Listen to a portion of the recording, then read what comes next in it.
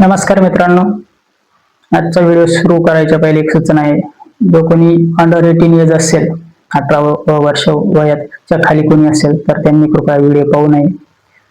तर 16 डिसेंबर 2012 मध्ये भारतात एक घटना घडते. भारताची राजधानी दिल्ली शहरात निर्भया केस आपल्याला सगळ्यांना माहिती. त्याच्यासोबत काय अत्याचार घडला होता, काय अत्याचार झाला होता, त्या पोरांनी, त्या माणसांनी निर्भयासोबत काय काय केलं होतं हे आपल्याला सगळ्यांना चांगल्या प्रकारे माहिती.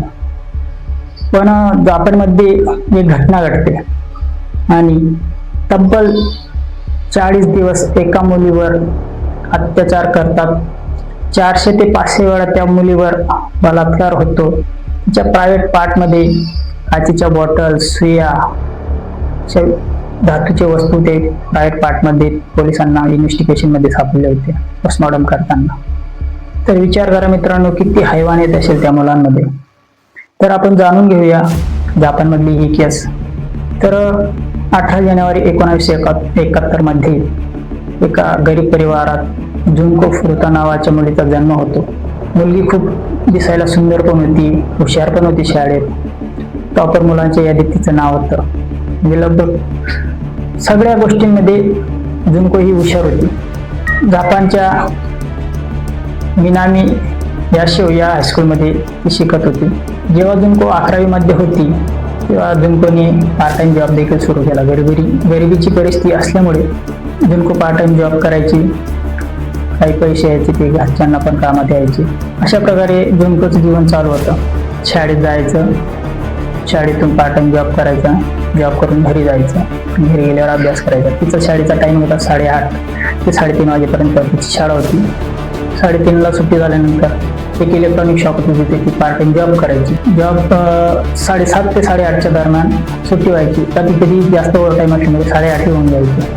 अशा प्रकारे जुनकोचं जे जीवन होतं ते एकदम चांगल्या प्रकारे चालू होतं. पण 25 नोव्हेंबर 1988 हा जुनकोसाठी काळा दिवस उगवतो. तर झालं काय असं, जुनको ही पार्ट टाइम जॉब करून रात्री 8:30 वाजेच्या दरम्यान घरी जात असताना तिच्याकडे 2 मुलांची नजर पडते. 2 मुलांपैकी एक म्हणतो की तू जाऊन तिच्या सायकलला लाथ मार, कारण की ती सायकलवर जाय करायची, तिची सायकल पाडून टाक.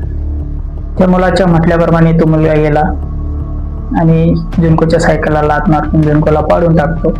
तिथे लगेच तो जो दुसरा मुलगा राहतो तो जातो आणि त्याला पाहून तो जो लाथ मारलेला मुलगा राहतो सायकल पाडला तो पडून जातो दुसऱ्या मुलाला पाहून.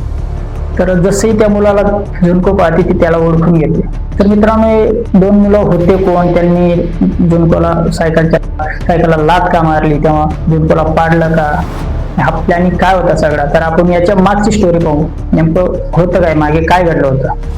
तर जुनको फुरुता ज्या शाळेत होते त्याच शाळेत हिरोशी मियानो हा देखील शिकत होता. हिरोशी मियानो हा जापानमध्ये एक भयंकर गँग आहे, याकुजा. तर याकुजा गँगचा मेंबर होता आणि जुनको ही सुंदर आणि हुशार पण होती.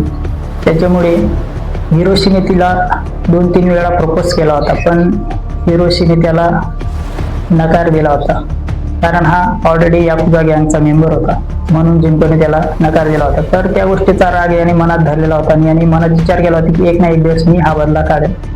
म्हणून हाच तो दिवस होता 25 नोव्हेंबर 1988चा दिवस. आणि याच दिवशी जुनको एकटी घरी जात असताना या दोघांनी पाहिलं. दोघांनी पाहिल्यावर हिरोशी राहतो, त्याच्यासोबत त्याचा मित्र राहतो शिंजो मिनाटो. तर हिरोशी म्हणतो शिंजो मिनाटोला, तू जा हिला सायकलला लाथ मार, लगेच मी आलो का हिरो सारखी एंट्री मारेल, तू मला पाहून पडून जायचं, मी तिला घरी सोडल, असं त्यांचा प्लॅनिंग होता. तर जुनको जेव्हा त्याला ओळखते तेव्हा हिरोशी म्हणतो चल मी तुला घरी सोडतो. जुनकोला वाटतं मला घरी सोडेल. जेव्हा जुनको आणि हिरोशी सोबत जात होते तेव्हा हिरोशी आज जुनकोला सांगतो 2 मिनिट थांब, माझं इथं थोडं काम आहे 2 मिनिटाचं. फक्त एक वेअरहाऊस राहतं, तिथं तो तिला घेऊन जातो आणि तिथं तिला बंदी करून देतो. तिला म्हणतो जर माझं ऐकलं ठीक आहेस, पण मी तुलाही मारून टाकेल, तुझ्या घरच्यांनाही मारून टाकेल. जुनकोला माहिती होतं हा याकुजा गँगचा मेंबर आहे, म्हणून जुनको पण घाबरले. जुनकोला हिरोशी हा टॅक्सीमध्ये बसून अदाचिच्या एका हॉटेलमध्ये घेऊन गेला तिथे तिच्यावर बलात्कार केला आणि त्याच्या मित्राच्या घरी कॉल करून म्हणतो, शिंदे मिनाटोच्या घरी कॉल करतो आणि त्याच्याजवळच अजून एक मित्र बसलेला राहतो मिनाटो जवळ, जो ओगुरा म्हणून त्याचा मित्र राहतो. तर हिरोशी कॉल करून त्यांना सांगतो की मी जुन्कोला आणलंय, मी तिच्यावर बलात्कार केला, म्हणजे बडायगा मारतो बा एका प्रकारे, मी असं केलं तिच्यासोबत तसं केलं, म्हणजे इतकं खराब काम केलं आणि त्याला असं वाटतं मी चांगलं केलं तर त्यांना आपण म्हणतो ना एखादी काही गोष्ट घेतली तर बडायगा मारतो, तसंच त्या प्रकारे तो त्या पोरांना सांगत होता कॉलवर. तर जो ओगुरा म्हणतो की ठीक आहे आम्ही पण येतो, तू तिला पार्कमध्ये घेऊन येऊया. तर दुसऱ्या दिवशी 26 नोव्हेंबर रोजी शिंदे मिनाटो आणि जो ओगुरा हे दोघं पार्कमध्ये जातात आणि त्यांचा वेट करत राहतात. हिरोशी आणि जुन्को, हिरोशी जुन्कोला घेऊन त्या पार्कमध्ये जातो. पण हिरोशी म्हणतो की इथं सगळे लोक आहे आणि हिचं घर पण इथून जवळ आहे, म्हणून शिंदे मिनाटोला हिरोशी म्हणतो की तुझ्या घरी आपण हिला ठेवू. मिनाटो पण होकार देतो, ठीक आहे माझ्या घरी ठेवू. तर ते जुन्कोला शिंदे मिनाटोच्या घरी घेऊन जातात आणि त्याच्या घरच्यांना सांगतात की ही मिनाटोची गर्लफ्रेंड आहे. घरचे पण त्यांना घाबरायचेच, कारण की होतेच गुंड लोक होते ते, लहानपणापासूनच त्यांनी याकुजा गँग जॉईन केली असल्यामुळे त्यांचे घरचे त्यांना घाबरायचे. तर त्या तिघा चौघांनी तिच्यावर बलात्कार केला. खूप इतकं वाईट कृत्य केलं त्यांनी. लगेच त्यांच्या मित्रांना कॉल करून बोलवायचे, ही रेप करायची, दिवसातून 25 ते 30 वेळा तिच्यावर रेप करायची. तब्बल 40 दिवस हा प्रकार त्यांनी चालू ठेवला. कमीत कमी या 40 दिवसात त्या मुलीवर 400 ते 500 वेळा त्यांनी बलात्कार केला. विचार करा त्या मुलीने कसं सहन केलं असेल एवढी तकलीफ. फक्त रेपच नाही केला तर मी तुम्हाला सांगतो त्यांनी काय काय केलं. तिच्या प्रायव्हेट पार्टमध्ये त्यांनी काचेच्या बाटल्या, सुया, मेटलच्या वस्तू, खूप हैवानियत केली त्या मुलीसोबत त्यांनी. तिला असं भिंतीला टांगून द्यायचं, पंचिंग बॅग सारखं मारायची तिला. तिची लेफ्ट साईडची बेस्ट कापून घेतली होती त्यांनी, एवढी हैवानियत. हे जे त्यांचं चालू होतं हे दररोजचं होतं. त्यांना काही वाटत नव्हती की या मुलीला काय वाटतंय किंवा तिच्या शरीराला काय वेदना होत आहे, तिच्या मनाला काय वाटत असेल. आणि हे सगळे नाबालिग होते, जेवढे पण मुलं होते सगळे नाबालिग होते, अंडर 18 एजचे होते. अशा प्रकारे त्यांनी चालूच ठेवलं 40 दिवसापर्यंत. तिला मित्रांनो दररोज नग्न ठेवायचे, तिला कपडे सुद्धा घालायला द्यायचे, नग्न झोपायचे, एवढी हैवानियत चालू होती त्यांची. तिच्यावर ज्वलनशील पदार्थ टाकायचे, लायटरने थोडे पेटवायचे, थोडे अंक कापायचे, तिच्या प्रायव्हेट पार्टला आग लावायची, प्रायव्हेट पार्ट जाळायचा तिचा, सगळी हैवानियत करत होती. आणि एके दिवशी 3 जानेवारी 1989 रात्र होती. हिरोशी एका क्लबमध्ये पैसे हारून जातो आणि तो सगळा राग घरी येऊन जुन्कोवर काढतो. तर तो घरी आल्यावर मेणबत्ती पेटून तिच्या चेहऱ्यावर टिपके पाडले, इव्हन तिच्या डोळ्यांवर मेणबत्त्या पेटून ठेवल्या.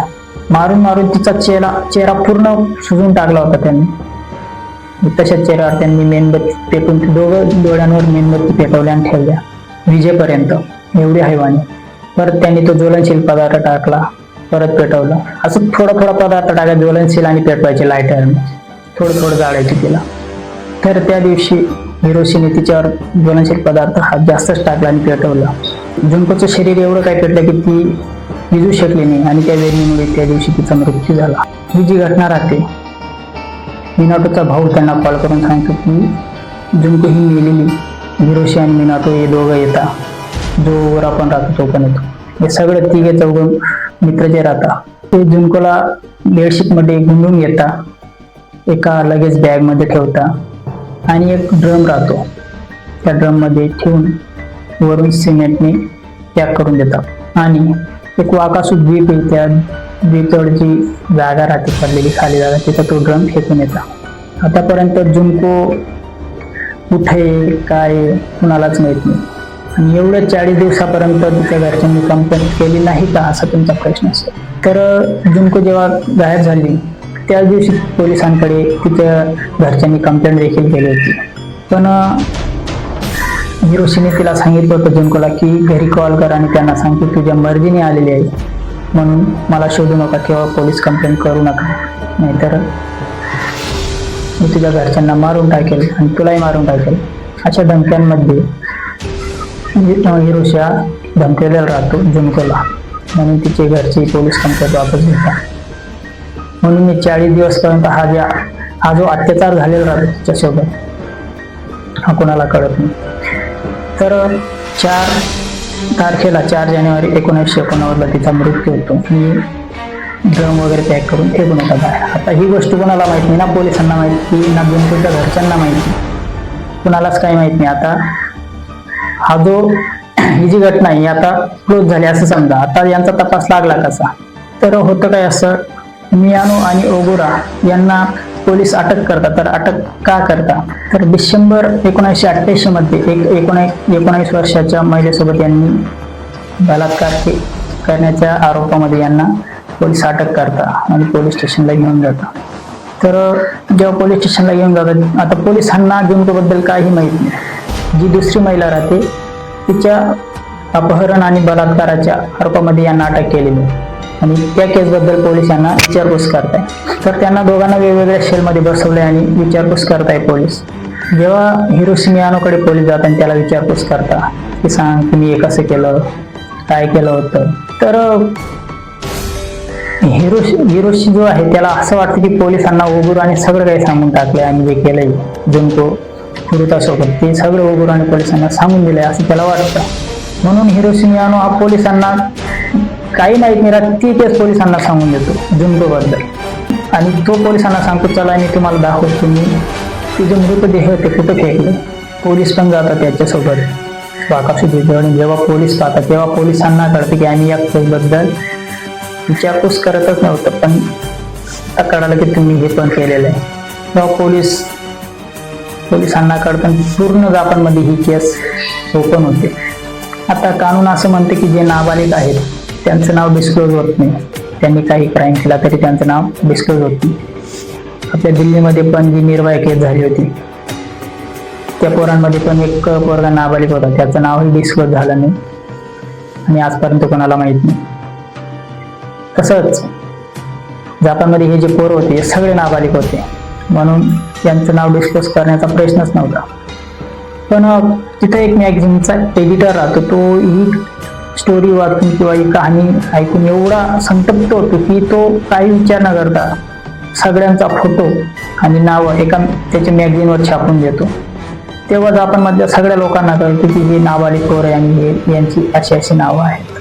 तेव्हा पोलीस हे त्यांना जेव्हा ट्रायल सुरू होते तेव्हा हिरोशीला 17 वर्षाची सजा देतात आणि जे तिघं आहे त्यांना 7 वर्षाची सजा देतात. हिरोशी आणि त्याचे मित्र हे सुप्रीम कोर्टमध्ये परत रिअपील करतात. तर सुप्रीम कोर्टमध्ये एक महिला जज राहते. तर त्यांच्या निर्णयाला ती जी 17 वर्षाची सजा राहते हिरोशी मियानोची त्याला 20 वर्ष करून देते, 3 वर्ष वाढून देते. आणि ज्यांना 7 वर्षाची सजा आहे त्यांना 2 वर्षांनी वाढून देते, म्हणजे 9 वर्ष. अशा प्रकारे त्यांना सजा भेटते. पण विचार करा मित्रांनो, केवढी हैवानियत केली त्यांनी त्या मुलीसोबत. म्हणून सगळ्यांना एकच विनंती आहे, सुखरूप राहा, सगळ्यांनी सही सलामत राहा आणि आपल्या आजूबाजूला काय चालू आहे ते एकमेकांना कळवा. धन्यवाद मित्रांनो.